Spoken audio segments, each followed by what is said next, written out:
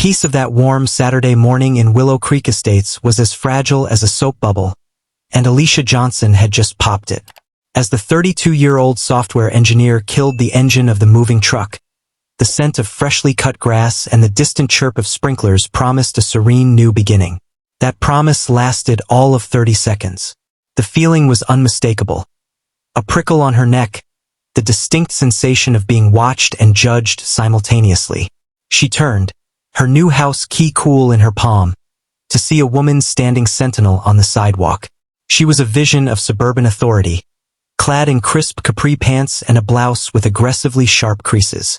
Oversized sunglasses obscured half her face, and a sun hat so wide it could shield a small family was perched atop a severe blonde bob. Her arms were crossed, a human barricade of disapproval. This was Karen, the self-appointed monarch of Willow Creek, though her official title, one she wielded like a scepter, was HOA Communications Chair. She had been lying in wait, a spider at the center of a web of perfectly manicured lawns and matching mailboxes, and a new fly had just arrived.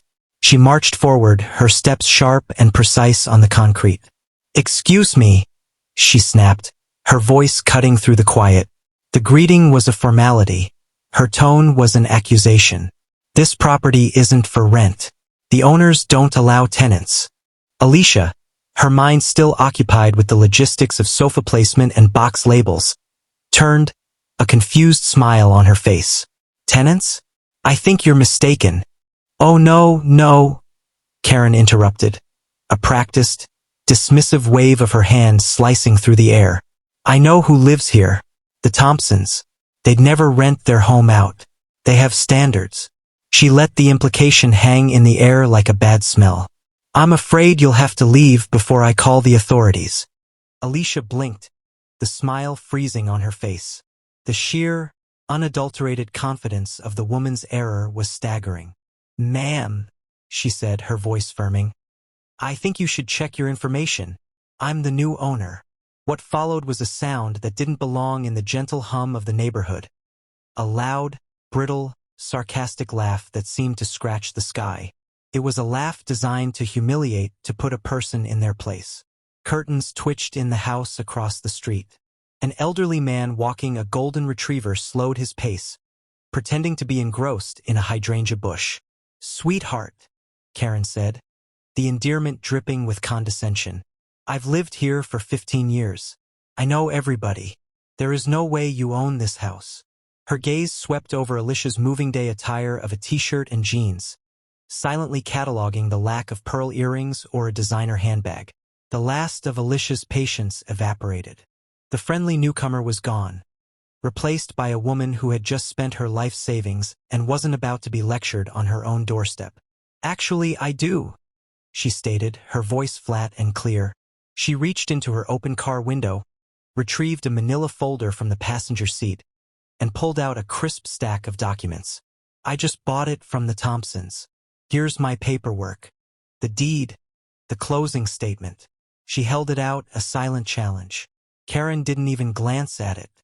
She waved her hand again, as if shooing a gnat. Sure. We'll see what the HOA says about this." The threat was vague but potent, the ultimate weapon in her arsenal.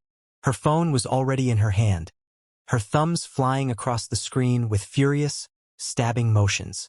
She was no longer looking at Alicia, already drafting the emergency alert to her kingdom, composing the narrative of the suspicious outsider who dared to disrupt the perfection of Willow Creek.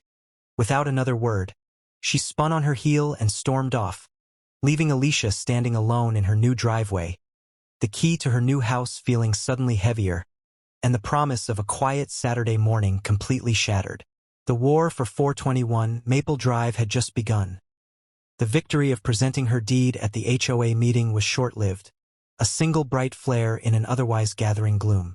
By the next morning, Alicia realized that while she might have won a legal skirmish, she was losing the social war. The quiet neighborhood of Willow Creek Estates was no longer just quiet. It had become silent, and the silence was pointed, aimed directly at her. The subtle peeking through blinds she had noticed before had now morphed into overt coldness. On her morning jog, the man with the golden retriever, who had previously offered a hesitant smile, now stared fixedly ahead as if she were a ghost. A woman watering her petunias across the street abruptly turned her back and began fussing with a hose nozzle the moment Alicia stepped onto her porch. The friendly waves she had optimistically practiced in her mind were met with averted eyes and closed doors. The whispers were a palpable current in the air, a low hum of judgment that followed her. That evening, the campaign against her escalated from passive to active. Taped to her front door, stark and official, was a crisp white envelope. Inside, on HOA letterhead, was a notice that made her blood run cold. Violation notice, unauthorized occupancy.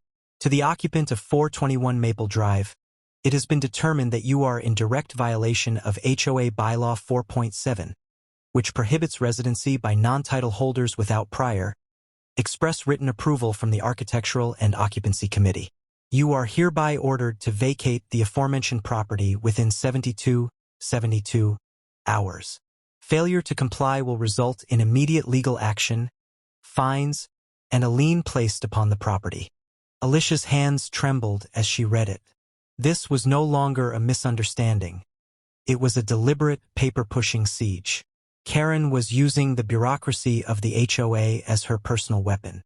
The notice felt profoundly personal, a declaration that she was not, and would never be, welcome.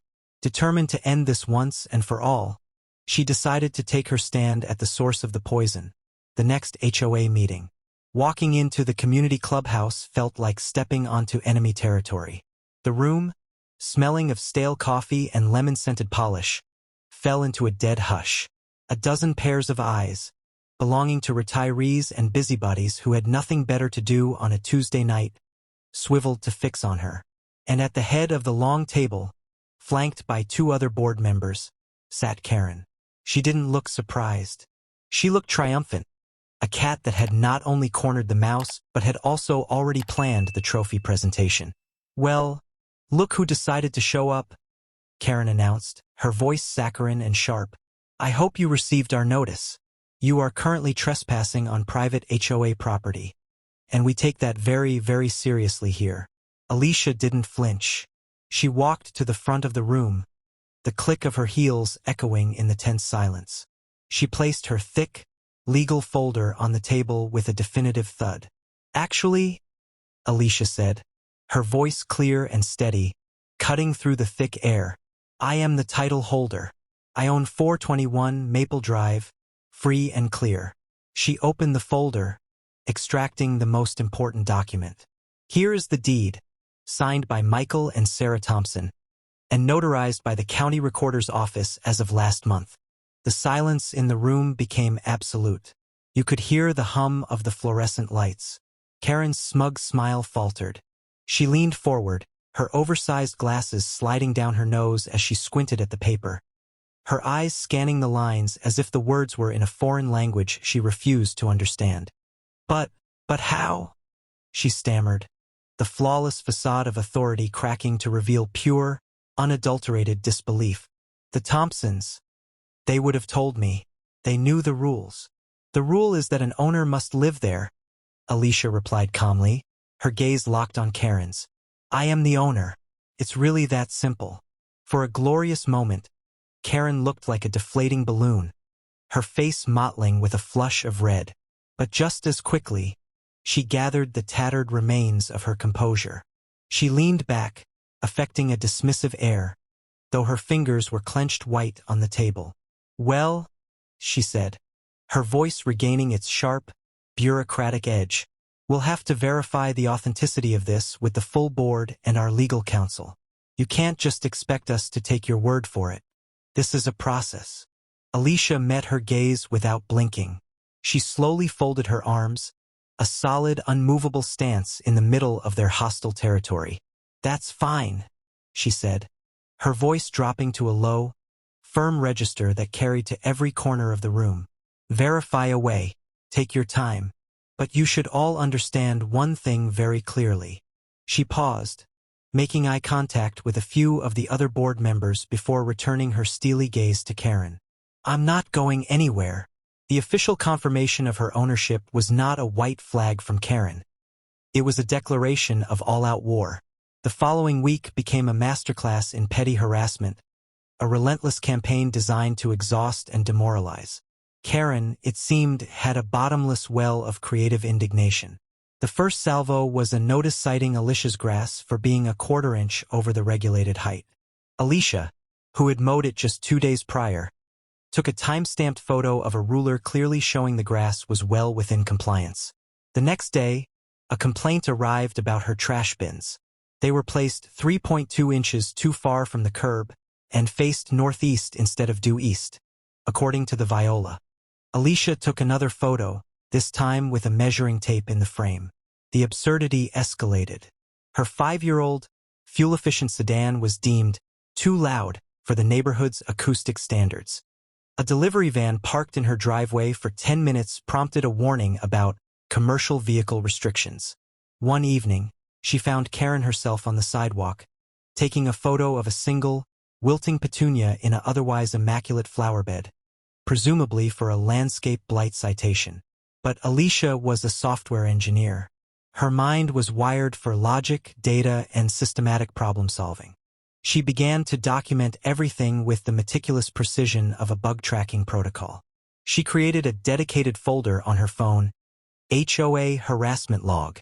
It quickly filled with time-stamped photos, screen recordings of her security camera footage capturing Karen's inspections, and saved copies of every email. She wasn't just collecting evidence. She was building a case. The turning point came in a thick, cream-colored envelope bearing the official seal of the County Property Records Office. The letter inside was dry and legalistic, but to Alicia, it was a shield forged in bureaucratic fire. It unequivocally confirmed Alicia Johnson as the sole legal title holder of 24 Willow Creek Lane. This was no longer her word against Karen's. This was the cold, hard truth from the highest local authority. Alicia knew that simply receiving the letter wasn't enough. The victory had to be public. It was time for a system-wide update to correct a critical bug, Karen's delusion. At the next HOA meeting, the air was thick with anticipation. Karen sat primly, a stack of new, fabricated violation reports ready at her elbow. But before she could speak, Alicia stood. She walked calmly to the head table, a stack of papers in her hand. "Good evening," she began, her voice calm but projecting to every corner of the room. "I believe there's been some persistent confusion regarding my status at 24 Willow Creek Lane. To save the HOA any further administrative effort, I've taken the liberty of obtaining official clarification." She then proceeded to hand a copy of the county's letter to each board member. Finally, she placed the last copy directly in front of Karen. The paper sounded unnaturally loud as it touched the table. "This is from the County Property Records Office," Alicia stated, her eyes sweeping across the board members before settling on Karen. "It verifies once and for all that I am the rightful owner. Maybe now we can put this misunderstanding to rest and the targeted harassment can stop." Karen's face underwent a dramatic transformation. The smug confidence drained away, replaced by a slack-jawed stare of disbelief. She scanned the document, her eyes widening as she recognized the official letterhead and the unassailable language. A faint but I thought, sputtered from her lips, a weak protest against the reality laid bare before her. The board members shifted uncomfortably in their seats, studying the letter as if it were a relic from another world. The HOA president, a quiet man named Mr. Gable who usually let Karen run the show, cleared his throat. The sound was like a gunshot in the tense silence. "Karen," he said, his voice weary, It looks like you were mistaken. Mrs. Johnson is indeed the legal owner. The county doesn't make errors about this sort of thing."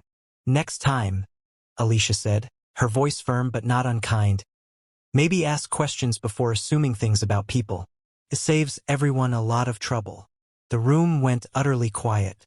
The allies who usually nodded along with Karen's every word studied the wood grain of the table, suddenly finding it fascinating.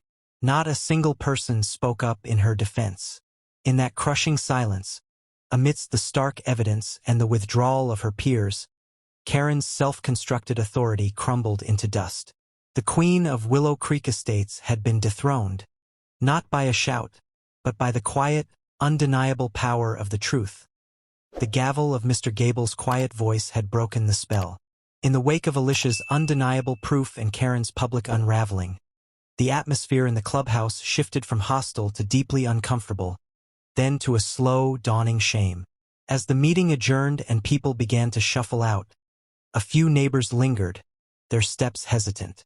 An older couple, the Millers, whom Alicia had seen tending to their rose bushes with quiet dedication, approached her. The man, his face etched with apology, spoke first. "Mrs. Johnson, we owe you an apology." His wife nodded vigorously, her hands clasped tightly. "We didn't know what was really going on." Karen told everyone, quite insistently, that you were a squatter who had forged some documents. She said you were a professional tenant who exploited legal loopholes. The pieces clicked into place for Alicia. The averted gazes, the cold shoulders. It wasn't just blind conformity. It had been a campaign of deliberate misinformation. She made it sound like the whole neighborhood was at risk. The wife added, her voice soft with regret. "We were afraid." Alicia felt the residual tension in her shoulders ease. These weren't her enemies. They had been Karen's captives. She offered them a genuine, kind smile. "It's all right," she said, and meant it. "I understand. I just want to live peacefully here, like everyone else. No more, no less." The Millers' relief was palpable, and their conversation opened the floodgates. Another neighbor, a young mother Alicia had seen pushing a stroller, came over to introduce herself properly. "I'm Chloe. I'm so sorry we didn't welcome you. It all felt so wrong. But Karen can be a lot." A few others offered hesitant smiles and nods as they passed. The ice that had encrusted Willow Creek Estates was beginning to thaw. But karma, it seemed, was not yet done balancing the scales. The quiet conversations and shared looks of solidarity that had begun in that meeting room did not end at the clubhouse door. They continued over backyard fences and in quiet phone calls. The story was no longer about the suspicious new woman, but about Karen's toxic reign of error and intimidation. A few days later, as Alicia was enjoying a peaceful morning coffee on her porch, her grass perfectly trimmed, her bins impeccably aligned, she witnessed a scene unfold across the street. The community's mail carrier handed Karen a crisp, official-looking envelope. Even from a distance, Alicia saw Karen's posture stiffen. She tore it open right there on her pristine doorstep. The change in Karen's demeanor was instantaneous and dramatic. Her shoulders, usually thrown back with imperious authority, slumped. One hand flew to her mouth, then she whipped her head around, her gaze darting up and down the street as if searching for witnesses to her humiliation. Her eyes briefly met Alicia's across the divide. There was no confrontation, no silent fury, only a flash of stunned, utter defeat before she spun around and vanished into her house, slamming the door behind her. Alicia didn't need to read the letter to know what it contained. The gossip chain, now operating in her favor, was swift and efficient. Mr. Gable, empowered by the collective will of a newly emboldened board, had acted. The notice was brief and brutally bureaucratic, a mirror of the one Karen had so loved to dispense. It read, "Official notice from the Willow Creek Estates Homeowners Association to Karen Billings. Due to multiple, substantiated reports of harassment, misuse of authority, and actions deemed detrimental to the community's well-being, the board has held an emergency vote. You are hereby removed from your position as communications chair, effective immediately. Please surrender all HOA records, passwords, and access keys to the board president by end of day." The Queen was dead, not with a bang, but with a notice taped to her own door, the very weapon she had wielded so freely turned against her. The neighborhood, it turned out, had finally found a voice, and it had voted for peace. The weeks that followed Karen's ousting were a quiet revolution for Willow Creek Estates. The change was subtle at first. Away from the man with the golden retriever, a genuine good morning from the woman with the petunias. The oppressive blanket of judgment had been lifted, and in its place was a tentative, collective sigh of relief. The neighborhood, Alicia realized, hadn't been inherently cold. It had been curated that way. Determined to cement this new atmosphere, Alicia decided to do what she should have been able to do on day one: welcome her neighbors into her home. She sent out a simple, open invitation for a Saturday afternoon barbecue. The response was immediate and warm. The community, it seemed, had been starved for a real connection. On the day of the barbecue, the air around 24 Willow Creek Lane, once a place of confrontation, was filled with the irresistible scent of grilling burgers and the sound of cheerful conversation. Alicia's backyard, which Karen had once scrutinized for microscopic violations, was now alive with laughter and community. Children, freed from the unspoken rule of quiet, chased each other across the lawn, their shrieks of joy a welcome disruption to the old silence. The Millers brought a pasta salad, Chloe brought a plate of brownies, and Mr. Gable, the HOA president, arrived with a hesitant smile and a six-pack of craft beer. "It's good to see this," he said to Alicia, gesturing at the mingling crowd. "It's been a long time since we've had one of these." "Too long,"